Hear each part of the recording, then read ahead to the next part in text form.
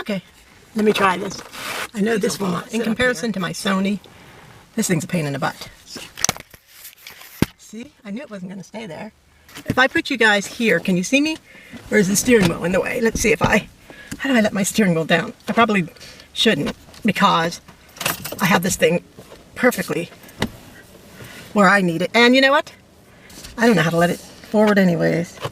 Let me stop before I break something. I'm glad that I drove and that I got my spirits together a little better. Otherwise, I'd have busted down crying. Yes, I said busted down crying. I got so emotional, but I just wanted to express gratitude. Like, I just wanted to, like, I'm so thankful and grateful and blessed in life right now. You know how it is when God blesses you and you just, well, there's a lot of people in life who feel like they deserve things, but I know I don't deserve anything. I came into this world a sinner, lived a sinful life and still do sin. And I serve a God who's holy, who dislikes sin. So I don't deserve anything. It's like having parents and going absolutely against their wishes and then them just showering you with love and gifts. You don't deserve it, but they love you so much, and that's what it's like. But yeah, I don't deserve any of it. None of us do. We think we do, but none of us deserve anything good. We're too wicked to deserve anything good. I don't care how much good we try to do in life. We're too wicked to deserve anything good from God. So I appreciate everything. Even when I go through the hard times and the bad times, I don't like them, but I appreciate them because I know in the long run they're preparing me for the next chapter and the next phase of my life. Whenever it may be, whatever it may be. People think when you say turn the page that you literally turn the page and the next day everything's going to be done when you're going through a challenge. God can take you through the wilderness and through challenges that last for years. And nobody wants to go through it. And that's why we're a mess in society, because nobody wants to go through it. Everybody is like, live your life. Live it for the moment. Don't worry about tomorrow. It may not come. And that's a good way to live. But you have to put things in perspective. And you also have to be in tune with God. You have to be in tune. You have to listen to what he's telling you to do. If he's telling you not to cross the street when 16 other people cross the street, then you have to listen to him for your life. You can't go to church and sit in church and always think everything is for you. You have to just take what is for you. And if you're in tune with God, when the pastor's preaching, you'll know. Oh, trust me, you'll amen, because it'll connect with your spirit. But sometimes pastors deliver sermons off of their own personal lives, things that they're going through, things that maybe somebody else is going through. So every message, even though God has us there and we're gleaning from it, every message isn't directly for us. Sometimes we're just gleaning little bits and pieces of it for what we need. But then there's other times where, boom, it comes down like a hammer on your head, and God connects with your spirit so much that you know that he's reading your page out loud. If I said that properly, in my mind. But I don't know. Oh, every time I say it, I want to cry, and I don't know why. But I don't know that I've ever been so happy in my life. When I had my son, that was a happy moment, but it was painful. It was painful. There was a lot of pain with that joy. I had back labor. I was in labor for over 12 hours. It felt like somebody was breaking me in half. So yeah, that wasn't a fun experience. It was the blessing after the experience of having my son. There's no feeling like that. Then, when my granddaughter was born, good Lord, I didn't think there was any feeling like having your own child until my granddaughter was born. And thank God for her. Thank God for my son, and thank God for her. Because this life hasn't been all that great to me. I wouldn't have even wanted to be here. I mean, there's times I didn't want to be here, so to say that I wouldn't have wanted to be. Thank God for the two of them. I love them, and I'm so thankful for them. And my life has just revolved around them. But I think I'm about to get emotional. I can't say the words without wanting to cry because of what I feel inside. And I don't think I've ever been so happy in my life. You'd wonder, well, why are you crying? Why are you so emotional if you're happy? Because you'd have to know my story to know my glory. That's a saying that goes around, and that's the best way to explain it. You'd have to know my story.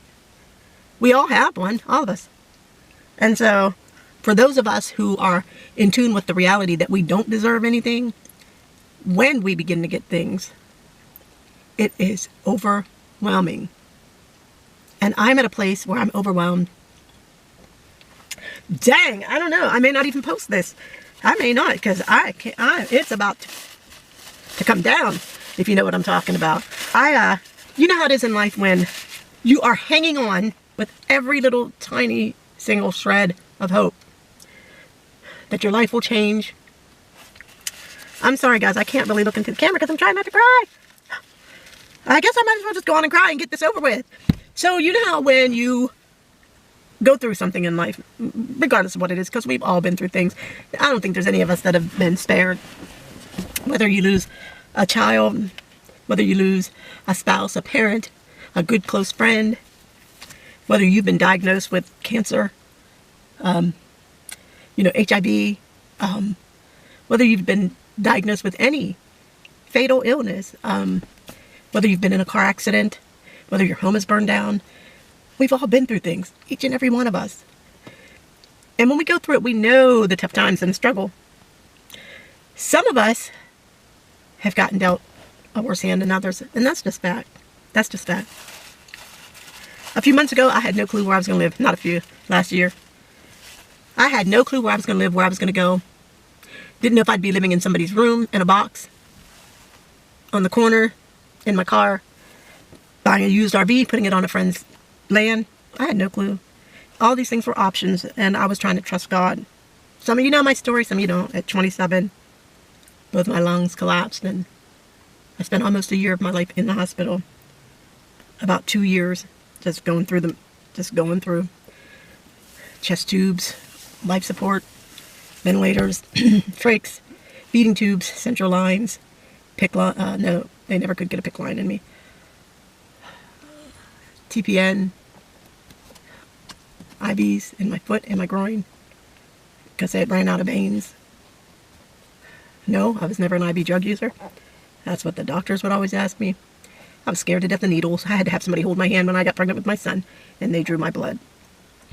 No, I was not an IV drug user.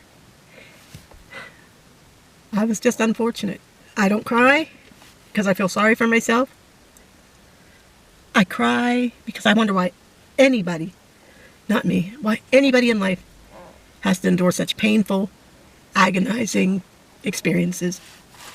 I see the homeless people living on the streets. I talk to them, I hang out with them. Some of them choose to live that way because they do not like authority. Some of them choose to live that way because they have drug and alcohol problems and they use their money to help supply that habit. Some of them are out there because they can't afford a place. All different reasons. They're out there for all different reasons. I spoke with a woman years ago. She told me horror stories of things that happened to her out on the streets. Horror stories. I don't know how she survived it. God, if I could get the tears out of my eyes, I might feel better telling these stories. But they're sad stories. I don't know how she survived it. You know, she was an older woman. Young men were picking her up, taking her home, having sex with her. She was getting beat up out on the streets, so she'd do whatever just to get off the streets sometimes. How do people endure that? How do you survive? How do you get through? I just watched a video this morning on somebody's Facebook. I'm sorry, there's a guy, somebody standing there. I'm just trying to watch because you can't trust this world. And that's the story. That's kind of where I was going with the next story I was going to tell. A guy was a young girl. Oh, it's just a kid. A young girl got stabbed. I don't even know where it was. Maybe New York, I think, at the subway station, train station. Got stabbed just waiting. And the dad was, you could hear the sister in the background screaming and crying. My sister's gone. My sister's gone. The dad was like, I've seen this. Who would ever thought it would be me? Well, how many of us ever do think it would be us? You know? I went to Niagara Falls probably a year or two before my ordeal, and my ex-husband tried to get me on a helicopter to fly over the falls. I was scared to death. It's like, I ain't going up there. I ain't going up there. I ain't getting in that helicopter. And who would have thought a couple years later I'd be in a helicopter? They'd be flying me from one hospital to the other trying to save my life. It was a 13-minute flight, and they said, she probably won't be alive when you get there. But I made it. And I keep making it. But my last, oh guys, I don't mean to keep going on and on and on. But it must need to come out. It must need to be said, and I'm going to say it. So if the video is too long for people, That's the beauty of YouTube. Turn it off. Come back, watch it later. Do whatever you got to do. But if I feel led to say it, I'm going to say it. Scary stuff sometimes when you're being used of God. I'm sorry, I'm trying to watch this kid. Like, why is he running all over the place? Scary stuff being used of God.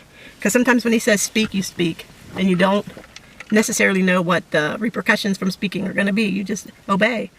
Because that's where the blessing is. The blessing is in obedience. Even though sometimes obeying God causes us what feels like to us stress, in the obedience comes the reward and the blessing. Because that's all he wants, is for us to obey him. But he doesn't force it on us. He wants us in our heart to want to obey him. He wants us, when he tells us something, he wants our heart to say, I'd be more than happy to do that, God. That's what he wants from us. But we fight, we battle, we don't want to do it. You know, he's had me do things where I'm like, I'm not doing that. I can't do that. I won't do that. I'm not going to deal with these folks over here if I do that. But then after I fight him, and I finally give in and surrender and obey him and do what he wants me to do, then the blessing, the reward comes later. So, for those of you that I have been on YouTube since 2008, but I took my first channel down. So I came back onto YouTube in 2010. So I have been on YouTube for 8 years, consistently making videos. Some of you have really hung in there. I don't know how with my life, but you have, and I appreciate you, and I thank you, and I thank God for you. And some of you have just been so generous and reached out and helped me when you saw my 7 years of famine, because that's what it was, and that's what I'm going to call it. It was 7 years of famine. But if you read the Bible, when it talks about the 7 years of famine, afterwards, then there's the feast. Now, I'm not going to talk about it because I don't know the story all that well, because I've not been in my Bible the way I should be. I've not been studying the way that I should be. I actually just went to dance, and when I walked in the room, there was a Bible study going on in there. So I found out now where there is a Bible study on Wednesdays. So, you know, that'd be a good way for me to get back into a study. But back to the famine and the feast, that is God's provision. When there is a famine, in due time, God will provide the feast after the famine. Well, sorry, it's time to quit talking. The battery's dead. All these blessings will come on you and accompany you if you obey the Lord your God. You don't have to believe me, but the scriptures are true. With that, I'm going to say I'm done because the camera's dying. I need to go home, get a shower, and eat. We'll chat again soon. And this is not a sad video. I'm just too overwhelmed to express how happy I am and all the goodness that's taking place in my life. I'm too overwhelmed. All these blessings will overtake you. Get into the Word of God. This is not manipulation. This is fact and me wanting the best for you, just as I'm receiving the best. Maybe the battery's not going dead. I guess the camera was too hot. I have it in front of the air right now, and it seems to be staying on, but I'm done talking. I need to go home. I'm hot. It's too humid out here. I need to be under the air. It's way too humid. The humidity has been ridiculous the past few days, and I need a shower and some rest because I've done a lot. This might be good night, guys. Good night.